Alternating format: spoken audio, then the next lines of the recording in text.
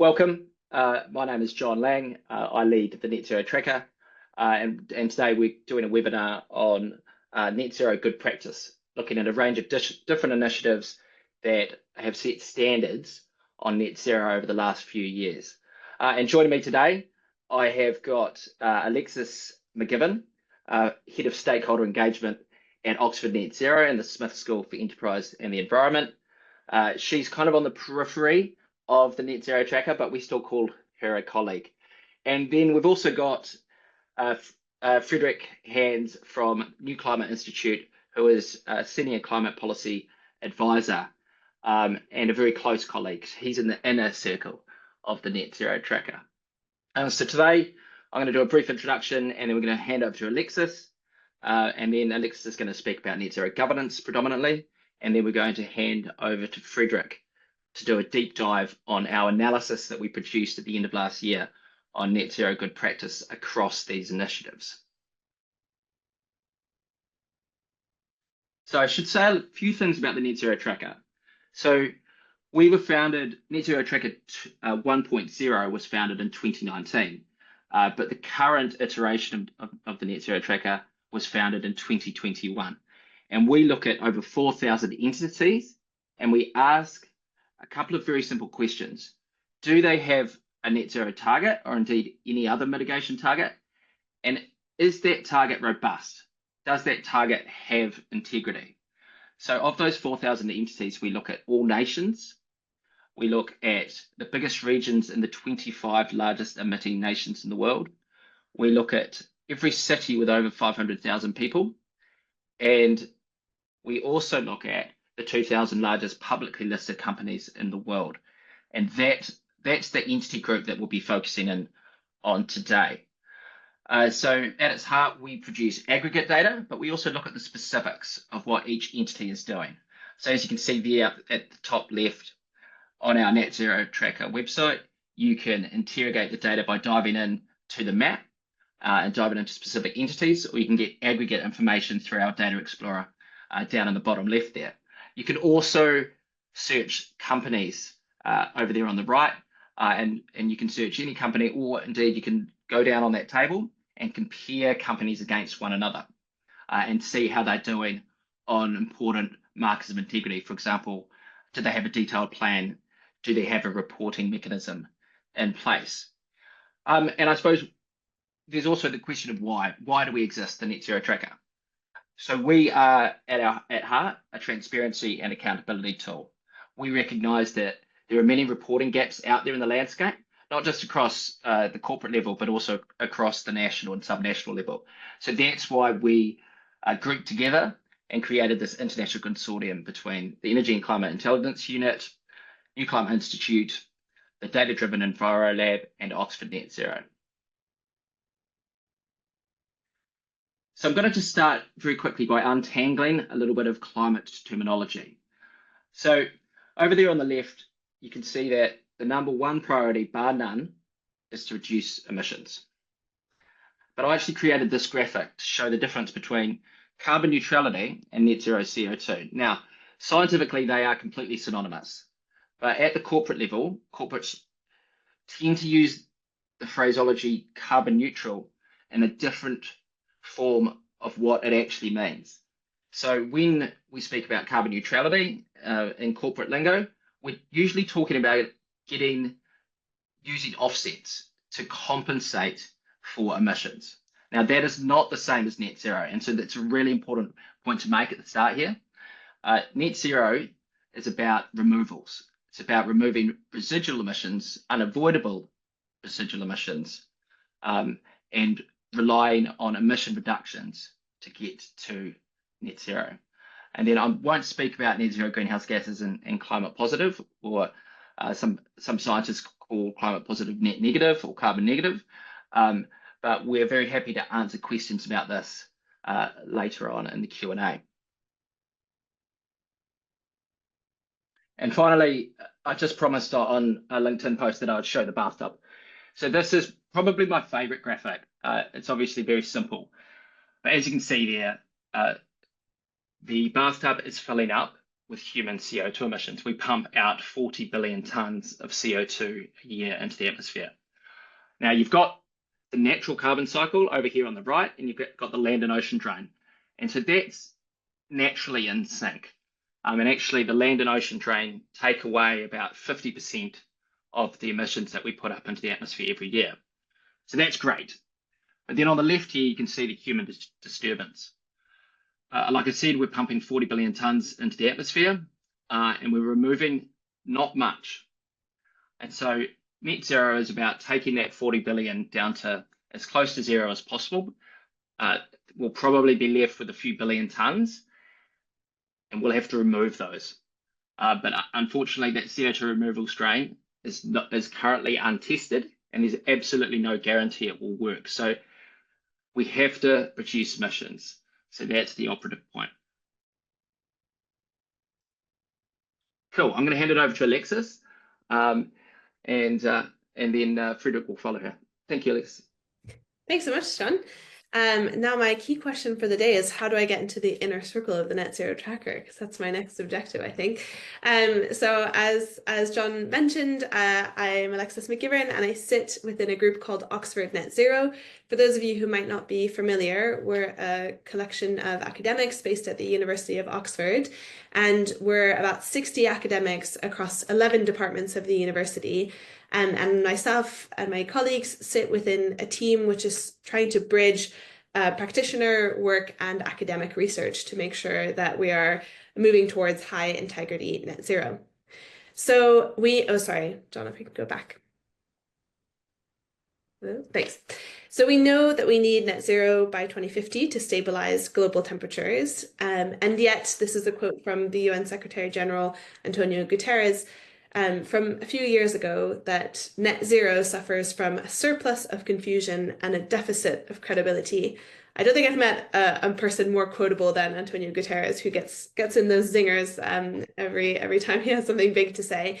But what essentially he meant at that time was that corporates and individual organizations were making pledges to go net zero or achieve net zero without a real landscape of what that actually means, and no real accountability system to make sure that they were taking the actions to arrive at global net zero carbon by 2050.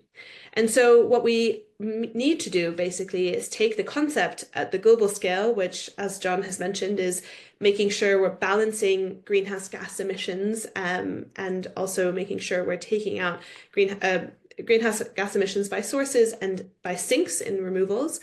But we need to make sure that that massive global goal is translated into guidance for individual non-state entities. And for myself and my colleagues in particular, we're interested in corporate net zero targets. So next slide, please. So what we call the net zero governance landscape is essentially standards, voluntary guidelines, or disclosure frameworks, some of which we have here below, that give guidance on what it means to translate that global goal of net zero into individual entity action. So that includes things like, what should your target date be? Should you set an interim target? Yes, and therefore, how often? Should it be every 2 years, every 5 years? How should you use offsetting? How should you measure and report your emissions? How should you consider the wider than carbon impacts on a kind of broader sustainability lens? How are we thinking about the just transition?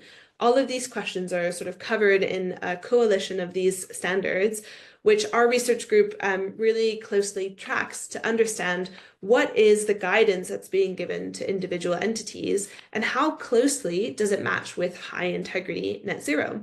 And the other thing we want to know and understand is, what do they all say, and are they all converging with one another? So we in 2022 did the first exercise of this kind, where we essentially looked at what do each of these standards say, and how do they compare with one another?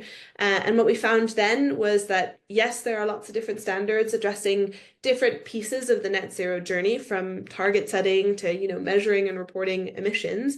but they're all really aligned on what good net zero practice looks like. So as an exercise, we did this again in 2024. We expanded the number of resources that we were looking at. We also expanded the number of things that we were looking at within the standards. So we looked at 67 different, of those questions, like I just mentioned. Does the resource recommend an interim target? And we find, yes, almost all of them do. And the ones that don't really talk about targets. So what we see is this emerging convergence that the standards are all really aligning on what good net zero practice looks like. Just making sure you can see me because I can't see myself. I can only see John, but I think that's. I'm just going to take it as you can be. Yeah, I think everyone can see Alexis. I certainly can. Okay, good. Great. Next slide, please, then. Thank you. So yeah, I'll broadly just touch on this and then I'll hand over to John because this is his beautiful infographic. But we largely think about this governance model on a conveyor belt. So making sure that we take best practice in the voluntary initiatives level and make sure that is seeded all the way through to regulations. So maybe here I'll hand over to John to explain this graphic a little bit more. Yeah, cool. Cheers, Alexis. So actually the plaudits for this graphic should go to another colleague of ours, Professor Thomas Hale at Oxford. So he came up with this concept of the conveyor belt model, and I think it's a really helpful way of understanding the governance system at a really high level. So let's just go through these four very quickly. So we've got voluntary initiatives. So there are initiatives like CDP, which have been around since I think 2000, 2001. The Science-Based Targets Initiative that most people here will have heard of course. And then you've got what we term orchestration initiatives. So they are normally UN-led, and that involves campaigns like the Race to Zero, but it also involves groups like the high-level expert group on the net zero targets of non-state entities. Now that's a massive mouthful. I just call it the UN expert group. So you've got a variety of organisations that fit into that bucket. There's also GFANs as well that would fit into the orchestration initiatives. And then you've got standards. And the one that is on the lips of everyone at the moment is the ISO net zero standard it's being developed at the moment and is under consultation. But there are also other standards. Some will be aware of the ISSB disclosure standards. And then you've got regulations. Now, regulations are the holy grail because they're the only one of these four buckets that are mandatory. The other three are voluntary at the end of the day, but they all work together like a conveyor belt. So voluntary initiatives put upwards pressure on orchestration initiatives in turn put upwards pressure on standards, and standards help to inform regulations when they become mandatory in domestic legislation or regulations. And all of them have different characteristics. So under voluntary initiative, you can see they're experimental and flexible. Tom Hale calls it the frontier of best practice. So voluntary initiatives can experiment at that frontier of best practice and inform what works. So what is basically marrying the scientific necessities with the practical realities on the ground, like how do we actually get progress? And then orchestration initiatives, they help with scaling good net zero and coordinating good net zero, but they have limited accountability mechanisms. And then you've got standards that are consistent and credible, and they can scale around the world because of all the ISO bodies that exist in each country. But they are very slow to implement and update, as we can see at the moment. The consultations, I think, are going to overrun. I think originally it was set to be launched at the end of this year, but that may push into next. And then you've got regulations. And as I said, that's the holy grail because they're binding and they're enforceable. But they're not perfect because they can be fragmented across jurisdictions, depending on the political economy of the country. Yeah, so that's a brief rundown on the conveyor belt. And I do have an infographic on the Net Zero Tracker that you can visit. It's at the top of our insights page, but I'll hand back over to Alexis to explain a little bit more about conveyor belt and other governance mechanisms.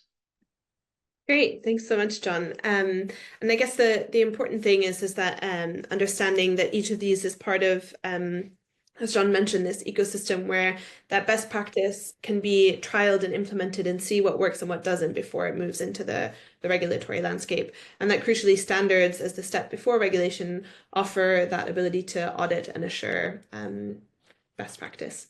So we can go to the next slide, please. So just as well a note, if you have any questions about any of this material, there's the Q&A function that you can use, and we'll have some time for questions at the end. So if you have been, hearing this presentation, us talk about high integrity, net zero, and all these different standards, you might say, why do I care about standards? And I would say everyone should care about standards, but the reason why is because commitments to net zero are really rapidly increasing. And we know this from the work that the Net Zero Tracker is doing to really understand who is setting targets and also the quality of those targets. So, we know that not everyone has set a target. More than 40% of non-state entities still lack any form of emissions reduction or net zero target. So we obviously really need to be focusing on encouraging good net zero targets there. But also a massive number of net zero targets that were already in place have been validated by the largest validator of corporate climate targets, which is the Science Based Targets Initiative, and that doubled between 2022 and 2023. So not only are we seeing those commitments increasing, we're also seeing this desire to make sure that they are, verified and looked at by a third party to be able to make sure that they're aligned with high integrity net zero. And so what we need to make sure is that the rules, the standards, the disclosure frameworks that are assessing, people's corporates or cities or educational institutions, financial institutions that are assessing their targets, we need to make sure that those are aligned to really high integrity net zero at the global level. The next slide, please. And why this matters of what individual non-state entities do is because there is this really clear ambition loop where if we read it, right to left instead of left to right, where businesses and corporates have really ambitious science-based targets, they show an appetite for wanting to be assessed against high integrity, they're wanting to be transparent, they have investments that are aligned with their net zero future, and they're really trying to be responsible about their engagement. That gives governments and regulators the security that they need to be able to set clear policy, to make sure they lift up the minimum threshold for engagement on net zero, that they create long-term market signals, and that they have really clear plans and timelines, which is where our work on the individual non-state entities level intersects with some work that colleagues are doing on the UNFCCC or UN level commitments, national level commitments there. Next slide, please. Just my last one. So, this is a really exciting time to be in standards. Every day is an exciting time to be in standards, but especially now because this year and next year are a real inflection point in net zero governance. As John mentioned, the first ever global net zero standard, which will be auditable and assurable, is being developed by ISO, the largest body for standardization in the world, which is an invisible influence on our daily life. The desk that I'm standing at has been ISO verified for making sure it's secure and safe, and the computer that I'm using as well. So standards really govern the hidden parts of our economy and management systems. And that standard is being developed in collaboration with national standards bodies in 170 countries. So it's a real global effort to say, what are the rules against which we will, what are the standards against which we will assess individual and non-state entity action. We also have the leading standard on how to measure and report greenhouse gas emissions, which is the Greenhouse Gas Protocol, which is being revised for the first time in 20 years. This is a historical moment, and we have working groups that are going through that. I sit on the technical working group for the corporate standard revision, and we have been going through in one might say excruciating detail, what is covered in the Greenhouse Gas Protocol, and making sure that that reflects our current reality. And finally, as I mentioned, the Science Based Targets Initiative, which is the largest validator of corporate climate targets in the world. It covers 1/3 of global market capitalization. That's being revised this year as well. So just if you don't remember anything else, remember that high integrity governance equals high integrity net zero. So we need to be working on the governance to make sure it's as high integrity as possible. And really looking forward to your questions. So keep those coming in the chat and looking forward to, yeah, chatting with you all later. Over to you, John. Cool, thanks, Alexis. One thing I should add, everyone will be very aware of the norm breaking ball in the US, Mr. Donald Trump. There are a lot of US companies with net zero targets, and I think at last look, it was about 400, and the total combined annual revenues of those 400 US companies is over 10 trillion. So just to give you an idea on the momentum that still exists in the US at the corporate level. Right, over to you, Frederick, to dive into the analysis that we produced at the end of last year. Excellent. Let's do that. So yeah, first of all, a little bit of background. We had done a similar analysis already back in 2023 as part of our annual net zero stock take that we do as the net zero tracker annually to really look at our numbers, right? Produce the aggregate findings and always have specific complementary analyses. And that was exactly one that we did, this very in-depth comparison that we will elaborate on a little bit further. And basically also particularly on requests by users, readers of the report, we thought to really transfer that into a more accessible, up-to-date website version that can be used in a bit more practical terms and also be updated over time as we know that newer standards will come up and it will stay very relevant. And this was basically exactly what we did over the course of last year, and then we launched that during COP last year. So if we go to the next slide, John. So what do we look at with our assessment currently on the web page? So we do this very in-depth deep dive into 5 initiatives, which is the UN HLAC Integrity Matters report. So the high-level expert group by the Secretary General's recommendation launched in 2022. Similarly, the ISO net zero principles, which is important. This is not the forthcoming standard, right? These were principles also published in 2022. We look at the latest criteria of the Race to Zero campaign, the SBTI net zero standard as it stands now. Again, this is under revision, but basically the current version. We look at the assessment framework by us, the New Climate Institute, together with Carbon Market Watch as part of the Corporate Climate Responsibility Monitor, and then also looking at the results of this very also in-depth analysis that Oxford Net Zero has done, basically doing a summary review of the 37 guidelines on good net zero. Those are the ones on the webpage. Just also for your information, in the Excel file, which you can sort of download beneath the table. There are also 2 additional ones that we included there. First of all, it's the climate-related disclosure framework by the IASSB, and also the framework and the guidelines by the Assessing a Transition Plan Collective led by the World Benchmarking Alliance and Columbia University, which was launched at the New York Climate Week last year. This is not yet on the website, but in the Excel sheet for download. So on the next page, we can quickly look at how do we, let's say, look at the topic of convergence, right? So what do we mean when we speak of convergence? And we basically have 2 dimensions that we look at. One is the level of convergence on the higher level guiding principles. So the what. So what should be covered by a net zero pledge, right? And a net zero strategy alongside. So what are these higher level principles, and do the different voluntary standards, guidelines, assessment frameworks, do they align on these higher level principles? And then the second kind of type of convergence we look at is on the specifics, so the how.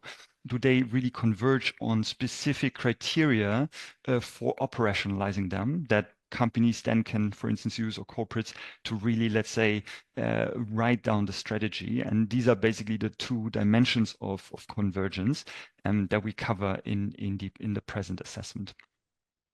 On the next page, on the next slide, we see the higher level elements that we sort of identified and looked at. The first one is the basically the net zero pledge in itself, right? So the net zero target as it is articulated. As second, we look at the transition plans that basically underpin those net zero targets. We then look at ongoing emissions, so the approach of corporates to ongoing unabated emissions and what do they do with that. And then the last one being residual emissions. So again, what is the approach towards residual emissions, and again, the guiding principles and the criteria for operationalization. Again, to make a reference to the downloadable Excel sheet, there's an additional one which is not yet on the website, but where we also look at the planning for adaptation and biodiversity. Again, this is only in the Excel sheet for now and might be on the website then later on. Very important to say, and you will see that in a second, that under each of these elements, we then have these subcomponents that we use to then drill in. But this is exactly what we will do now. First of all, looking at the higher level findings. So what do we see when we sort of have done this entire exercise and really looked at these sort of nitty-gritty details? First of all, we see a very promising convergence on higher level principles, basically across all these main elements. And I think that is something really, really important to emphasize. Alexis also already touched base on when quickly summarizing, right, the work that Oxford Net Zero has done, because it really shows that this is not going in different directions, right? When it comes to the higher level principles, we see a lot of convergence and really pointing that this goes sort of in a similar direction, and also sort of the understanding to translate science into standards, guidelines, assessment frameworks. That's informed and guided by these principles. When we look at the specifics, the how, this is still where we see, and John, we can stay for a moment on the previous slide. We still see a bit of kind of heterogeneity in that sense. That for some of the criteria, so for instance, Alexis mentioned that as well, interim targets, right? So how often should you set interim targets? What are the intervals you should set them in? And this is where we see a lot of convergence, very high convergence, normally 5 years, perhaps at times maximum 5 to 10 years, but basically in 5-year intervals towards the end target, very high convergence. Same with the use of offsets, for instance, and basically all those guidelines, voluntary standards, etc., rule out the use of offsets to meet interim targets. Again, very high convergence. There are others, other subdimensions where this is less the case.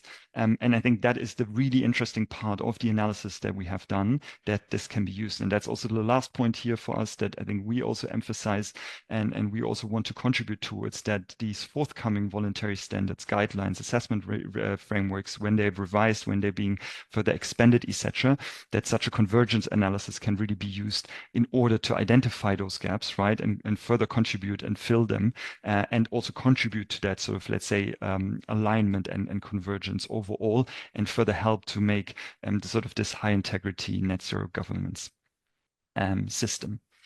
So what we will now do is just to quickly give you also a taste, right? We cannot go into all of these different elements in very much detail, but obviously if you have questions on other ones, we can answer them as well. But we will just do one quick deep dive into the 4 sub-elements we look at under the net zero pledges component. So these are on the next slide. You see that basically the 4, first of all, are these net zero pledges, do they need to follow at a higher level 1.5 degree aligned global pathways, right? So do standards advocate for that? The second one is, do these net zero targets or pledges, do they really need to cover all emission sources, meaning scope 1 emissions, the more operational emissions, scope 2 emissions from the procurement of electricity and heat, and scope 3 emissions in the upstream and downstream value chain. So do these pledges need to cover all those emissions or only selected parts of those? And the third subcomponent being, do these net zero pledges need to be substantiated by specific emission reduction targets? So to understand what is this zero or close to zero in net zero, right? So how much needs to be reduced and what's perhaps the remaining part that is being netted out, but is there a requirement for companies to set that? And the last one being, is there sector-specific detail or pathway required in order, for instance, for an automotive manufacturer to follow the pathways of the specific sector, right? So that also net zero pledges are not just set towards, let's say, a more global pathway, but also really need to follow these sector-specific guidance. And this is exactly then the analysis that we do, right? And if you click once, John, then we see, for instance, for the first one, right, that basically all those resources and initiatives we looked at, right, they really argue these net zero pledges need to follow 1.5 degree aligned global pathways, right? And there's very high convergence on that principles. In that particular case, the specifics, the criteria for operationalization for that subcomponent is not relevant. So this is a non-applicable here in that example. But for instance, this is an example where on the higher level principle we see very much a high alignment. And what we also do, this is more just as a user information. When guiding or when using the web page and going through this, we also provide all the references and all the direct quotations out of these resources. So when you are looking into this, you can really find on which basis do we code it, right? And where do I find that within those standards or assessment frameworks? Because oftentimes they're like 100 pages, perhaps even more. At times, it's not necessarily very easy to navigate at times, and so this is also something that we want to provide and make also very transparent, right? That it really allows this engagement with the resources and bring that basically to light and make it a bit more publicly available. And just one further up, John, we see basically then for these other subcomponents under the sort of net zero pledges that, for instance, again, when it comes to do these pledges need to cover all emission sources, right? Also here, for instance, we see very high alignment on the general principle that yes, they do, and also on the specifics for operationalization. So defining really in more detail what emission sources these are, right? There's still room for improvement in that sense that, for instance, at times when these standards or guidelines speak of more, let's say, relevant scopes without really defining what is meant by relevant, right? So again, this is something, for instance, to further improve in future iterations. But again, something very promising, for example. And this is exactly these sort of findings you get out of this sort of convergence analysis that we have done over the course of last year. And then basically the final question is then where does that leave us, right? And how can that sort of be used? The first one is perhaps a fairly obvious one, but that's basically that, this can be directly applied by companies, right? When they, particularly in the absence perhaps more of a global standard, that perhaps the ISO net zero standard will be in the future, but they can already navigate that landscape, can really inform their strategies and have that accessible. Regulators, standard setters, right, can look at this. So this is basically information for direct application. The other thing is that we as the net zero standard are then very interested, obviously, to follow the space, right, and really assess any forthcoming standards. Alexis mentioned the SBTi's revision of their standard, the ISO net zero standard. There might be others, right, and to really use that framework that we have developed in order to assess them, even perhaps assess interim draft versions, right, and be able to compare them, right, and show what they do and perhaps what they don't do. So that's a very important one looking forward. And then the last one is, and that perhaps links back to John's first slide, right? Looking at what we do at the Net Zero Tracker. So we're not just looking at corporates, we also look at other entities. And we really would like to do basically a similar assessment for guidance standards for other entities, right? Be it countries or cities, states, and regions. So really to also similarly as for the corporates, make that basically accessible for the wider public and basically have a go-to resource where you can go and see that and browse it and find the necessary information with the relevant links and parts. So I would leave it at this and bring it back to John.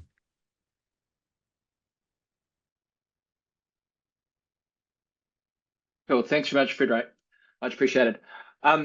I just saw in the chat, Alexis, that you'd love to take Vera's question. So we'll have to kick off with that. But I have no idea where Vera's question is. I assume you can see it. Yes.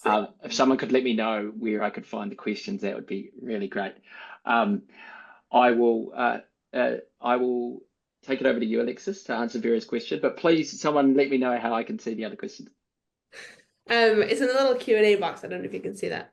Okay, thanks. Great. I'm sorry to single out Vera. I just really liked this question. So for those of you who can't see, I'll just read it out.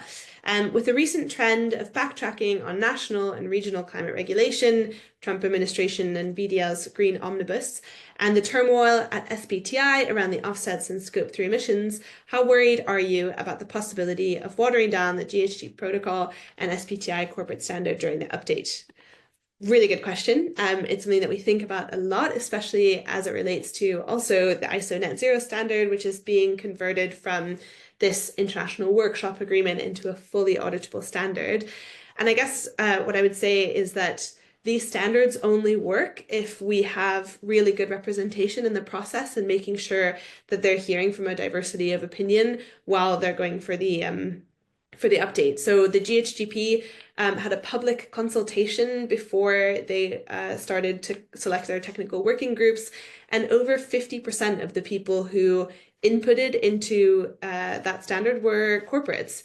And so with the technical working groups, they've tried to balance, I represent academia, but there are also NGO partners, as well as, of course, corporates in the process.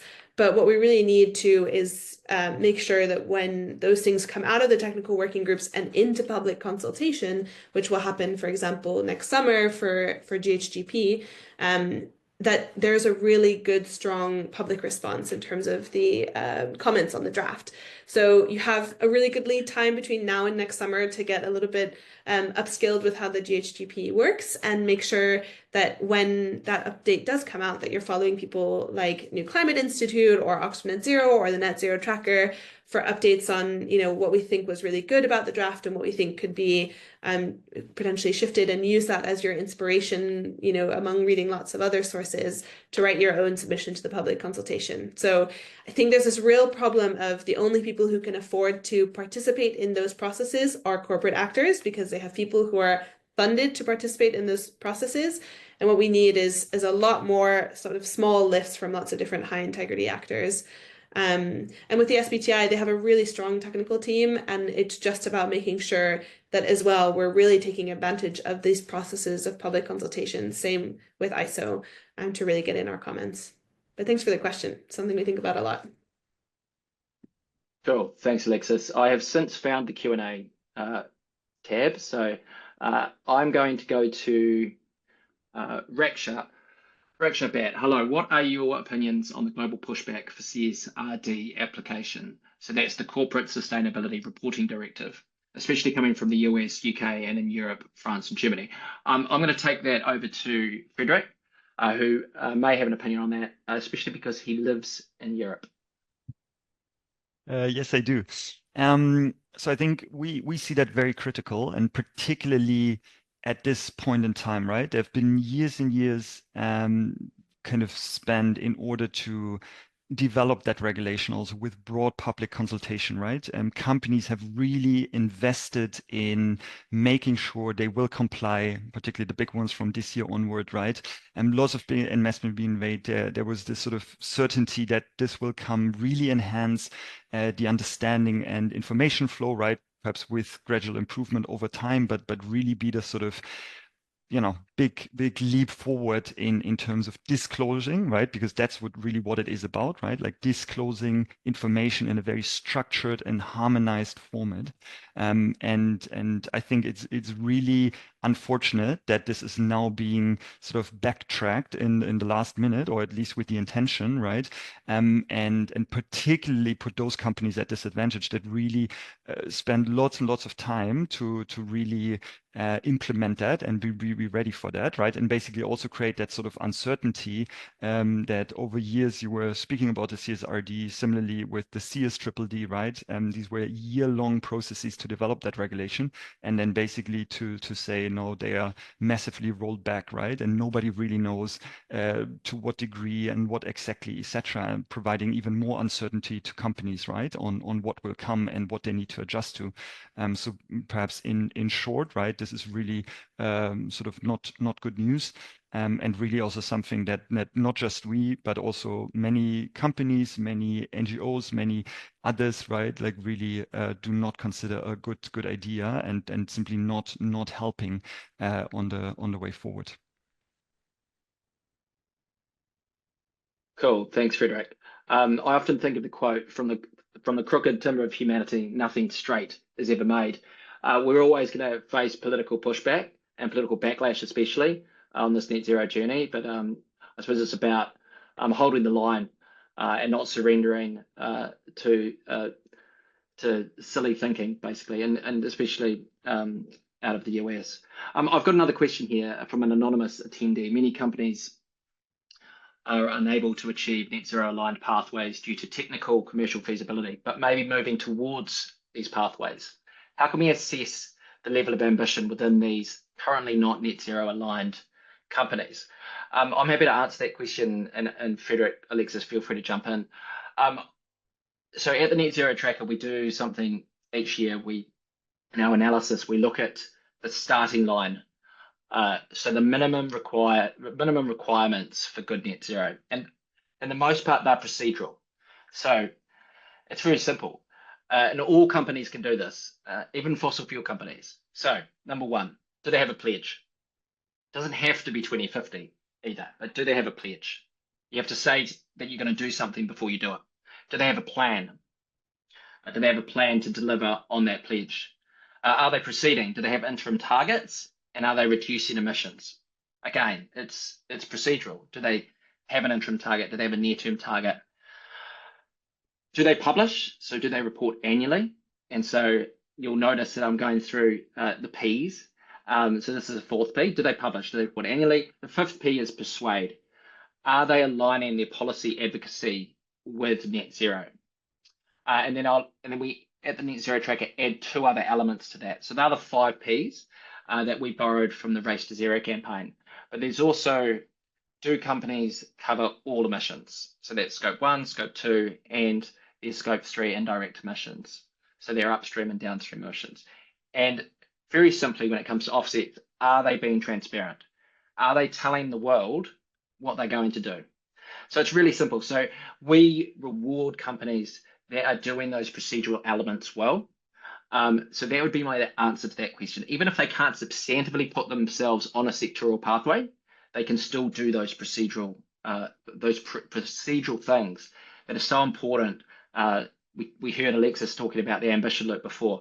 If we got all companies just doing those procedural minimum requirements, that would be an absolute boon for climate action around the world. Would you like to come in on that question, Alexis, Frederick, at all? Yeah, I would just say one of the things that this in addition to all the things that John has just said in terms of how to get started on setting and implementing a net zero target, I'd also refer to some work that my colleagues did at Oxford Net Zero, which is really about how are we making sure that there's sort of a pathway to incentivizing action beyond your own operational emissions and achieving net zero within your own company. And what they came up with was this idea of spheres of influence. So this is some really kind of new work, but looking at basically how you are incentivizing positive behavior. So that could be flexing your political and lobbying power. That could also be your purchasing power and also your procurement power. And so just making sure that you're so many P's. There's just too many P's. It's product power, purchasing power, and political power. And portfolios. Portfolios. I didn't know about portfolios. Anyway. But just making sure that you're kind of recognizing that you have influence beyond just your own kind of operational emissions, and that the sort of activities that you're purchasing that would drive down emissions on a global scale, for example, investing in a technology to decarbonize a certain piece of your supply chain, those might not be contributing to your net zero goals right now, but they are putting you on the path towards doing that, and that you should be recognized on the pathway. So I'll put that link in the chat, but that is also kind of one of the approaches that we're trying to encourage as well. Cool, thanks, Alexis. And watch that space with the Net Zero Tracker. We are across this emerging concept of spheres of influence, and we'd like to be at the vanguard of that.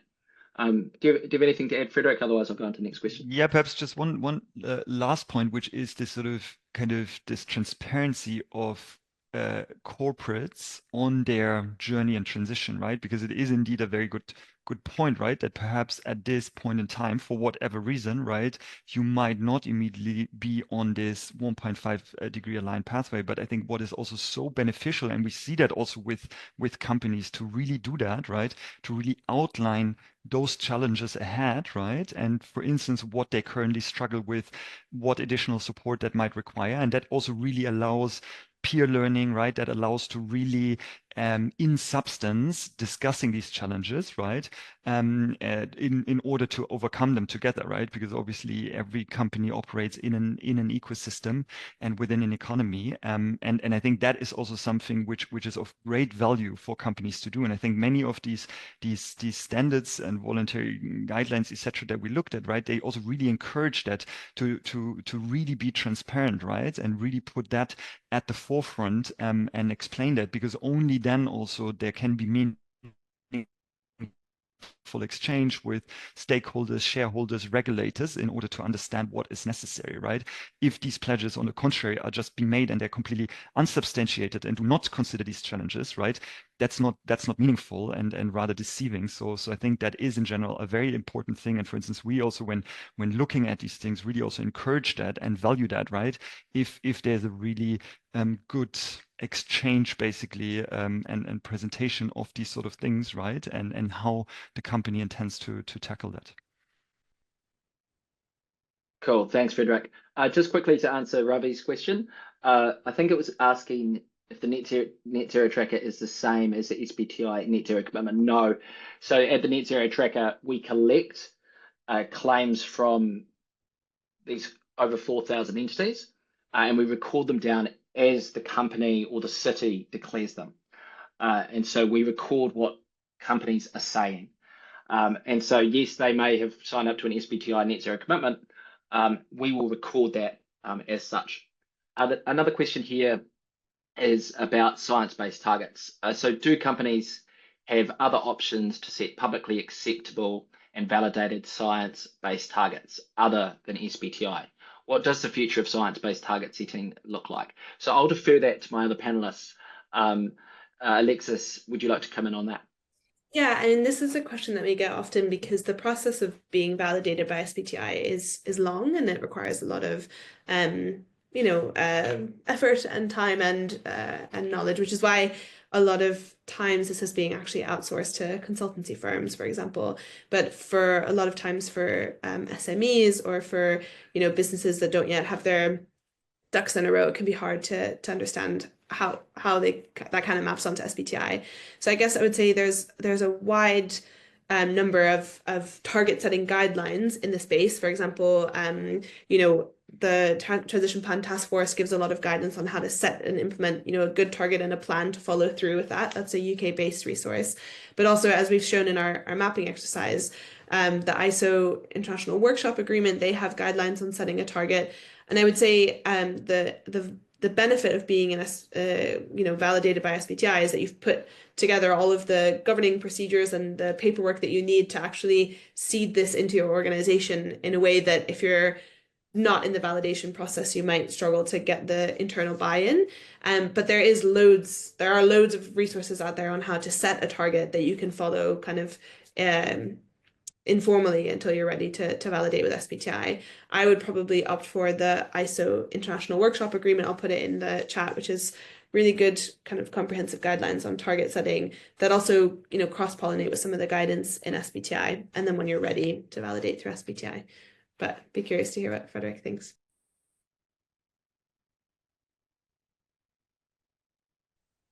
Yeah, I think that covers as well, right? I think just to say, indeed, within the current ecosystem, right, the SBTI is the de facto validator in that sense, right? There are many other assessors assessing independently, right? But the sort of validation authority where you can go yourself and get a validation, I think that is mainly SBTi, obviously, and that's the interesting or important part, right? Also, as John elaborated further with the conveyor belt model, that obviously something like this, for instance, can change through regulation, right? Where, for instance, in the CSDDD, right, if it comes forward, we perhaps do not know yet, right, with the current discussions going on, but for instance, that would set a requirement for at least large companies within Europe and operating in Europe to have 1.5-degree compatible transition plans, right? So that would not just be, let's say, a voluntary validation then of 1.5-degree compatible transition plans, but more like a mandatory requirement that also then has certain auditing implications. Sorry.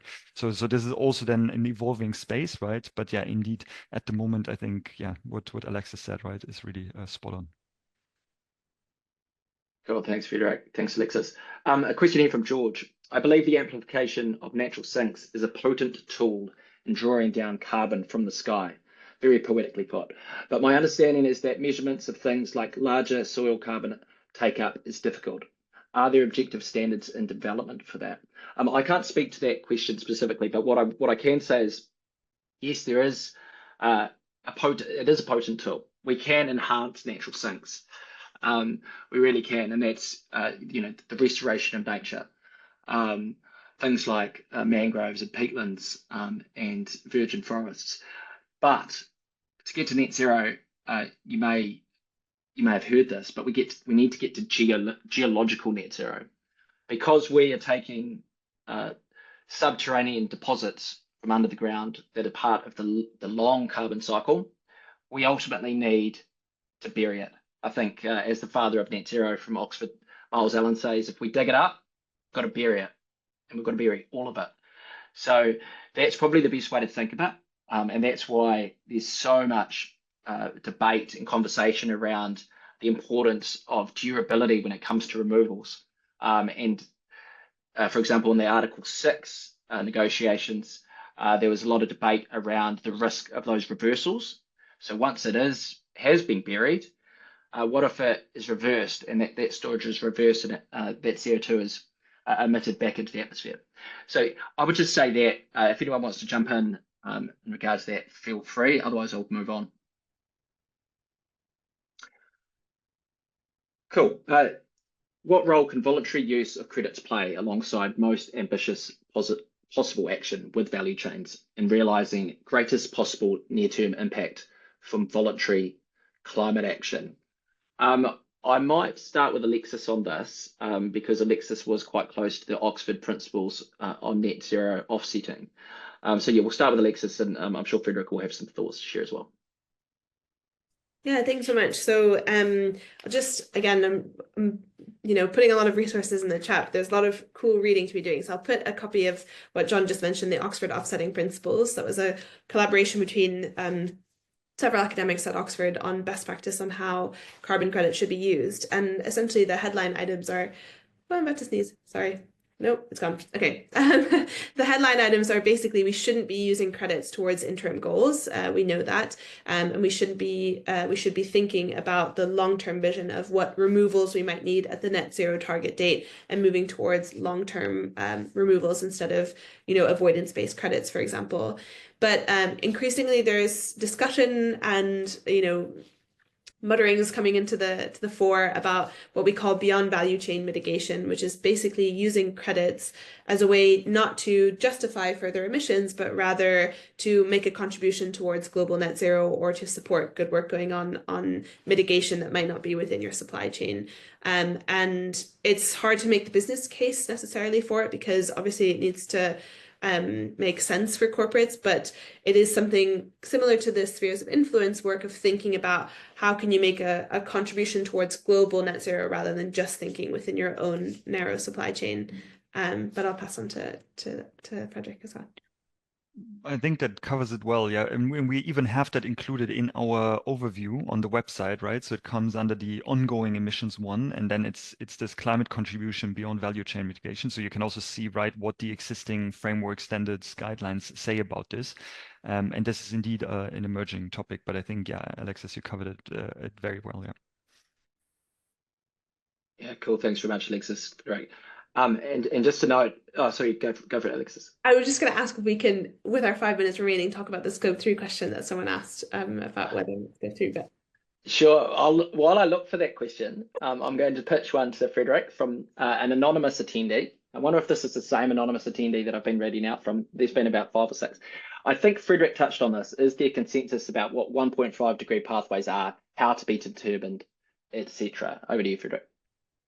Yes, yeah, that's a good question. So let's say at the higher level of global pathways, there definitely is, right? So when you look at the different voluntary standards, etc., they use the IPCC pathways, right, or IEA net zero pathways, and there's broad consensus, right?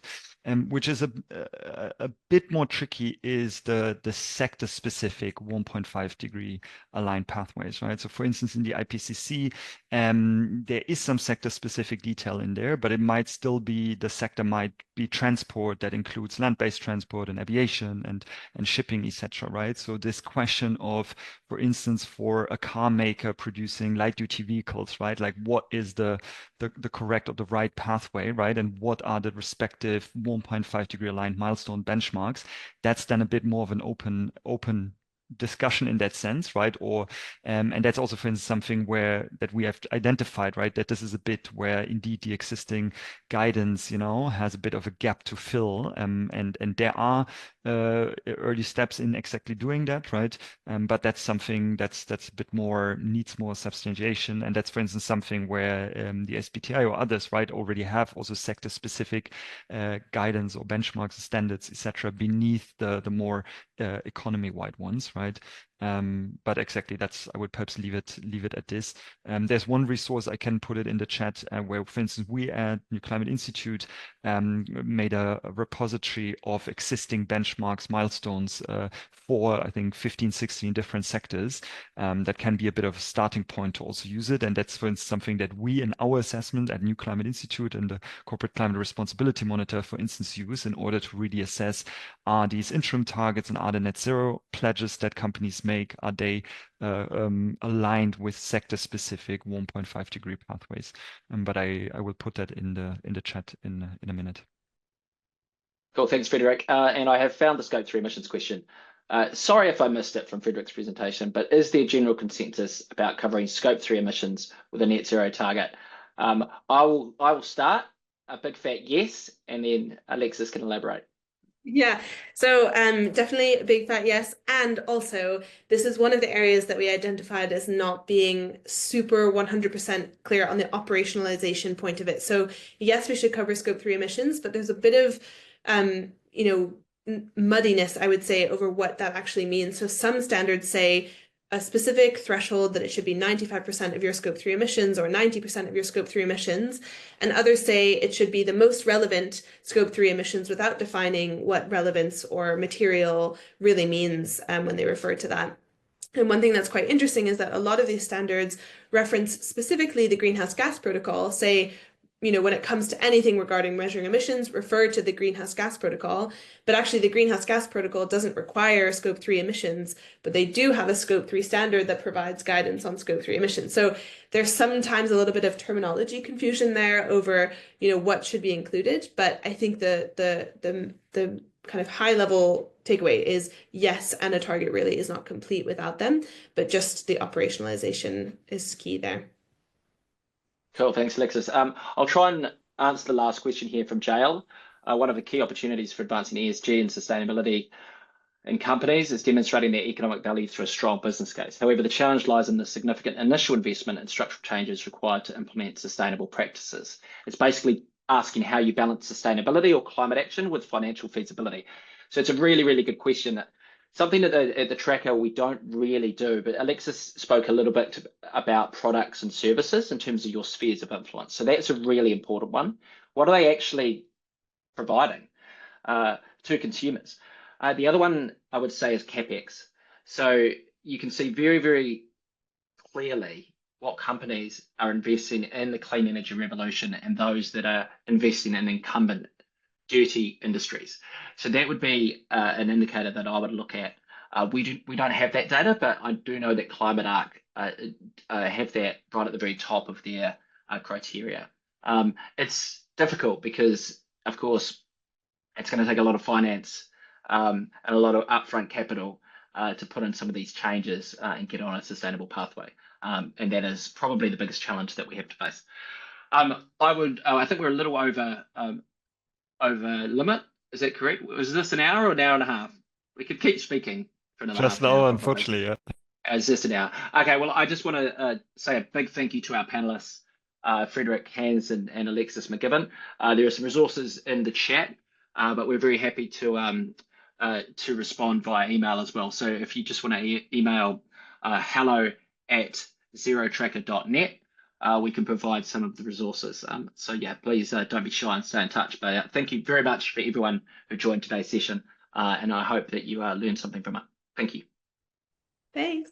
Thank you. Bye-bye.